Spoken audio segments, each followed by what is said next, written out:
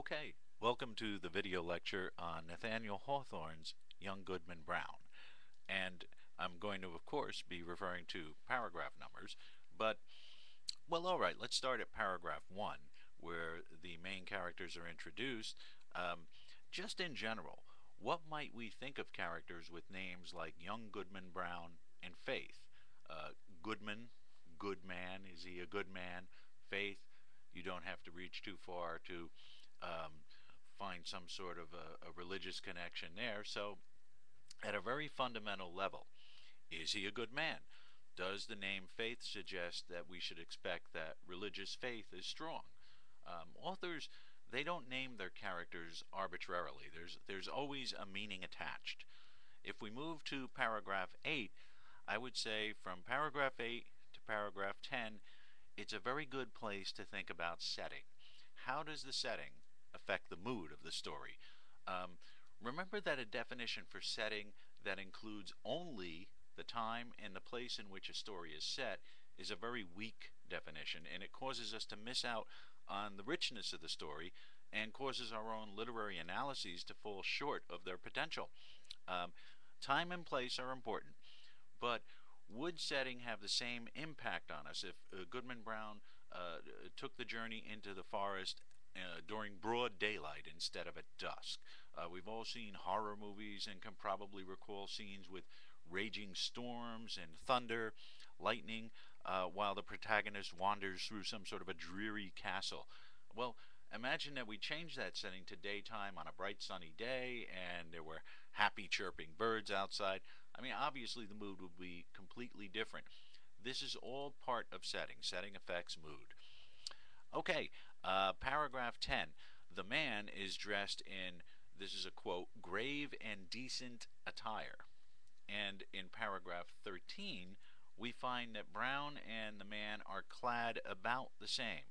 So apparently, by extension, Brown is dressed gravely and decently too. In paragraph 13, we find that the man carries a staff that looks like, it says, a great black snake. This is a very rich image that's worth analyzing and coughing about. Um, in a story that has much to do with faith and religion, pagan and otherwise, religious, pagan religion and maybe Christian religion, it's fair game to draw an analysis in terms of other religious texts, such as the Bible. So, when we think about the Old Testament and who it is that carries a staff, surely Moses comes to mind. In fact, in Exodus, Moses throws down his staff at Pharaoh's feet, and the staff turns into a snake. So there's quite a connection there. Now, Moses led his people through the desert with the hope of arriving at the promised land.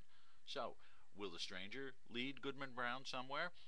If so, what should we expect in terms of what their destination would be like? Okay, move to paragraph 15. Goodman Brown describes their meeting as a covenant, which is an interesting word choice because the root of the word covenant is coven, and coven is a word that can be used to describe a gathering of witches. Um, well, I'm going to jump all the way to paragraph 45 now, and what we have here is the juxtaposition of Christians on a journey through, and this is a quote, heathen wilderness, which might suggest the struggle within the self between the forces of good and evil. Such struggles within the self between those two forces, good and evil, are known in literary criticism as psychomachia, and you can refer to the text lecture on Goodman Brown for the spelling of that. We move to paragraph 50. Is there a double meaning in paragraph 50 associated with Brown's exclamation that his faith is gone? This is a moment in the story Young Goodman Brown that is often looked at by literary critics, and if you do a little research on Young Goodman Brown, chances are that whoever wrote that article is going to cite that moment somewhere in their article. Excuse me. As the scene and the road goes, another quote, wilder and drearier, so too, I would say, does the spiritual road of Brown's life grow wilder and drearier. We also have a holy hymn that's overridden by wild sounds of in nature. So, is goodness or Christianity being overridden by paganism? And here's where I'm making that point. You have a holy hymn, which we would certainly regard as something religious, perhaps Christian, and at the same time, we have wild sounds of nature, which we could look at as something pagan. They're both occurring at the same time, yet the pagan wild nature sounds override the holy hymn. So, is Christianity being overridden by paganism here? Kind of interesting, I think. Uh, in paragraph 53, this heathen wilderness has now become filled with sounds of, and this is a quote too, a benighted wilderness.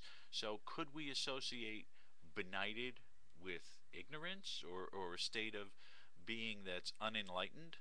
Perhaps. In paragraph 54, there's a structure, a physical structure there that's described as an altar or pulpit. But if so, I think we would have to make the judgment that this is some sort of perverted altar or pulpit at best. In paragraph 56, surely the idea of some sort of dark ceremony is at work here.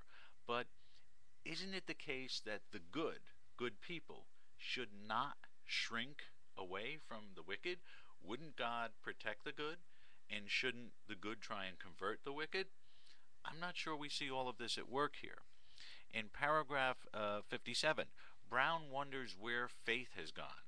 And perhaps each time either faith with a capital F, meaning his wife Faith, or faith with a small f, like religious faith, perhaps either time those are mentioned, should consider that double meaning. Is he talking about his wife, religious faith, and how do those two things play together? In paragraph 58, we can think of this paragraph as allegorical because we have an abstract or spiritual meaning through concrete or material forms. So it's a figurative treatment of one subject, an allegory, under the guise of another, or the representation of one thing through the guise of another.